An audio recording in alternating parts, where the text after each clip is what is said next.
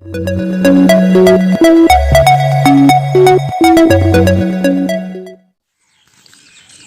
Morning. चलिए, तो आज इस वीडियो में हम लोग कवर करेंगे रोम एंड रैम क्या होती है। ओके, तो पहले हम लोग देखते हैं रोम क्या होता है। रोम का फुल फॉर्म क्या होता है? रोम का full form read only memory, only for read कर सकते हैं। इसमें जो होता है ना, रीड मतलब रोम का फुल फॉर्म क्या होता है?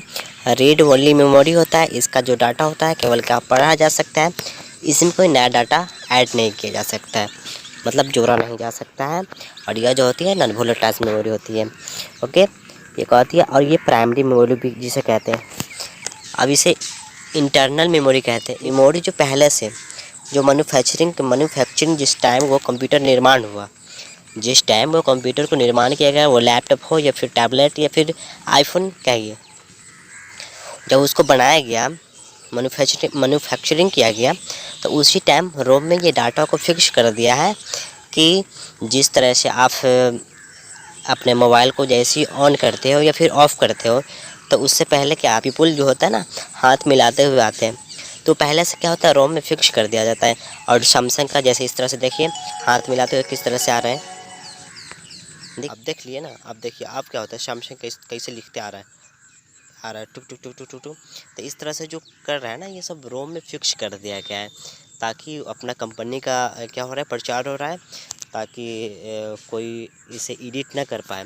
रोम में मतलब परमानेंटली होता है, कोई इसे मतलब इरेज नहीं कर सकते, इसको कोई मिटा नहीं सकता है। ठीक है ना। नोकिया जैसे नोकिया क्या आता है, तो NOKIA एक एक वर्ड लिखते आता है। मतलब रिबूटिंग और जो बूटिंग होता है वो तो क्या होता है, मतलब रोम में ही फिक्स कर दिया जाता है।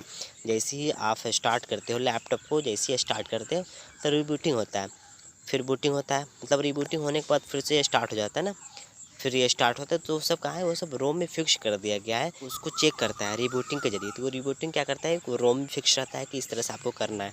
ओके, ये क्या होती है, और ये जो होती है परमानेंट होती है, इसे कभी इरेज नहीं कर सकते हैं।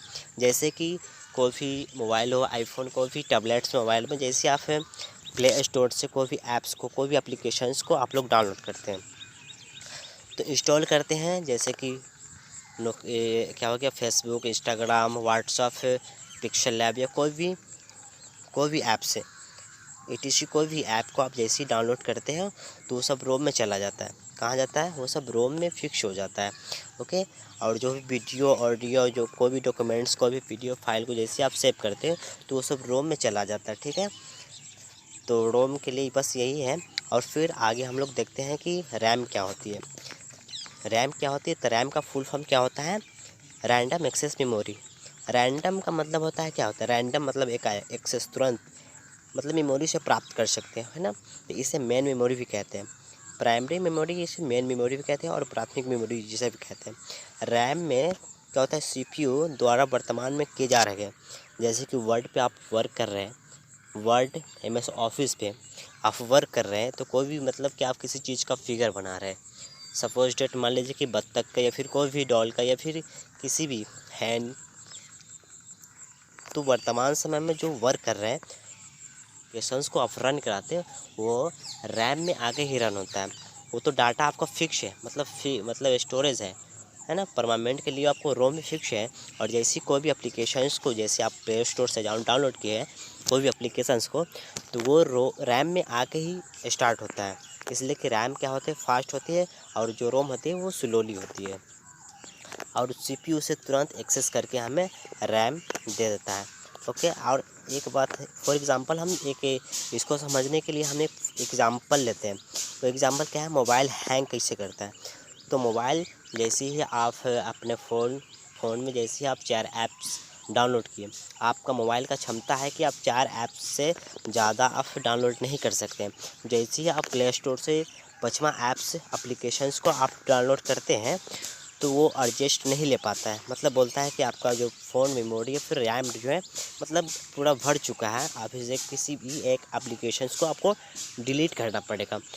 तो आप लोग नहीं कर पाते, फिर भी कहते हैं कि नहीं भाई, हम देखते हैं, करके ज़बरदस्ती करके देखते हैं, फिर कर हो जाता है। मतलब जो 5वां एप्लीकेशंस को जैसे आप लोग डाउनलोड करते हैं, तो वो चला आता है, आपके फ़ोन मेमोरी में चला आता है।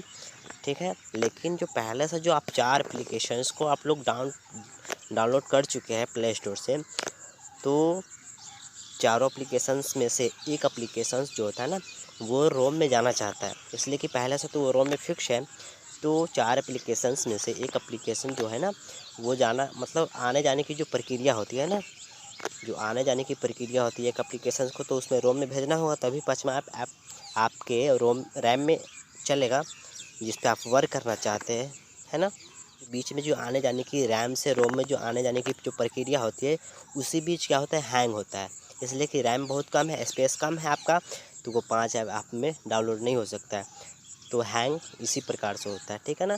इसलिए कहता है ना कि आप पबजी या फिर फ्री फायर कोई भी गेमिंग खेलते हैं, गेम वगैरह खेलते हैं, तो रैम होना, मतलब ज़्यादा रैम वाला मोबाइल ही लोग ज़्यादा पसंद करते हैं कि चलो हम इसमें फ्री फायर पबजी वगैरह खेल सकते हैं। स्टोरेज मतलब ज़्यादा, मतलब कोई भी एप्लीकेशंस को इस पर रन करा सकते हैं, कोई भी एप्लीकेशंस को हम अपने मोबाइल फ़ोन में खोल सकते हैं।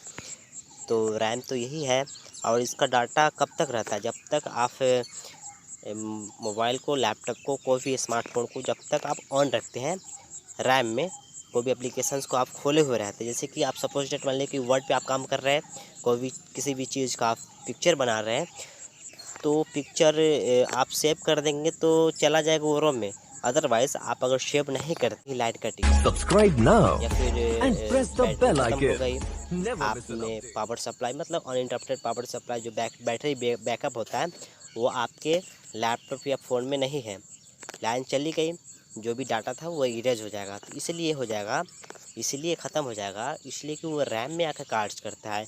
अगर रोम में फिक्स रहता है पहले से, अगर काम करते दौरान अगर आप उसको सेव कर लेते तो फिर से आप उस पिक्चर पे जा सकते थे, वर्क कर सकते थे।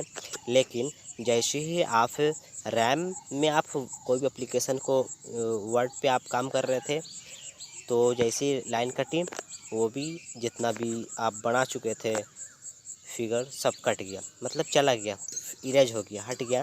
तो इसीलिए चाहिए आप लोगों से मैं एक बात कहना चाहूँगा कि आप कोई भी एप्लीकेशन को खोलो, वर्ड, एक्सेल, पावर पॉइंट, किसी भी एप्लीकेशंस को, तो जो भी आप चित्र बनाते हो, कोई भी एक्सेल चार्ट या फिर कोई भी स्प्रेडशीट पे आप काम करते हैं, तो वो चीज़ को आप लोग क्या कर लें, सेव कर लें, सेव करते रहें बारी बारी से, ताकि लाइन भी चली जाए, बिजली भी चली जाए, या फिर आपका बैटरी स्विच ऑफ या फिर शट डाउन होने लगे, तो फिर भी आप दोबारा उस चीज़ पे आप काम